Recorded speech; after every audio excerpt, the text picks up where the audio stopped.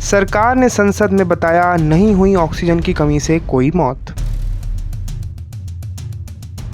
बीते 2 साल जीवन यापन के लिए अत्यधिक कठिन समय के रूप में निकले हैं। कोविड-19 की यह महामारी ने ना जाने कितने अपनों के लहलहाते चेहरों को मुरझाने का काम किया है। कितने अपने, कितने पराए, इस महामारी ने किसी को नहीं बख्शा। चारों तरफ गम का घना अंधेरा छाया हुआ है। भारत में इसी साल आज तक की अपनी सबसे बड़ी स्वास्थ्य संबंधी चुनौती का सामना किया है, जिसमें सरकारी नाकामियों के बारे में पता लगा। ऑक्सीजन कमी की त्रासदी के वजह से जाने कितने ऐसे लोग जो बचाए जा सकते थे, उन्हें अपनी जान से हाथ धोना पड़ा। इसी कड़ी में अब जब संसद में सरकार से सवाल पूछा जा रहा है, तो सरकार का रवैया बड़ा ही आश्चर्यजनक है।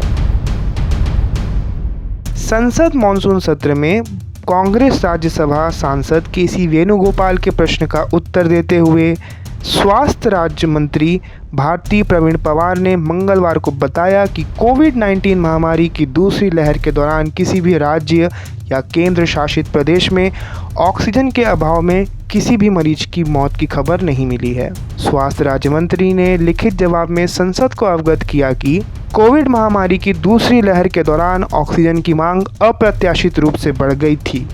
महामारी की पहली लहर के दौरान इस जीवन रक्षक गैस की मांग 3095 मैट्रिक टन थी, तो दूसरी लहर के दौरान बढ़कर 9000 मैट्रिक टन हो गई। इस साल अप्रैल मई के दौरान भारत भर में ऑक्सीजन की कमी का हाहाकार मचा हुआ था। कितने अस्पतालों ने लगातार ऑक्सीजन की कमी के चलते SOS चिन्हित किया, पर सरकार के पास ऑक्सीजन की कमी के वजह से मौत के आंकड़े नहीं हैं और ऊपर से उन्होंने यह बात भी नकारी है कि ऑक्सीजन की कमी के वजह से मौतें किसी भी राज्य या केंद्र शासित प्रदेश में दर्ज हुई हो। तो इससे प्रश्न उठता है कि क्या अप्रैल मई के वक्त उठी ऑक्सीजन की कमी की परेशानियां महज एक मजाक था सरकारों के लिए? क्या व्यक्ति की जान मजाक है? सुप्रीम कोर्ट, दिल्ली एवं देश के और हाई कोर्ट ने इस समय को ऑक्सीजन त्रासदी यूं ही कह दिया था क्या? स्वास्थ्य राज्य मंत्री का जवाब तो सीधे तौर पर सुप्रीम कोर्ट और हाई कोर्ट के आदेशों को चुनौती देता है, जहां एक ओर वह मानते हैं कि देश भर में ऑक्सीजन की डिमांड बेहद बढ़ गई थी, तो वहीं दूसरी ओर उनका यह भी कहना है कि ऑक्सीजन की कमी के वजह से एक भी मौतें दर्ज नहीं हुई हैं। बड़ी विचित्र बात है जो पल्ले नहीं पड़ती। तो वहीं अब कांग्रेस स्वास्थ्य राज्य मंत्री के खिलाफ एक्शन मोड की तैयारी कर रही है।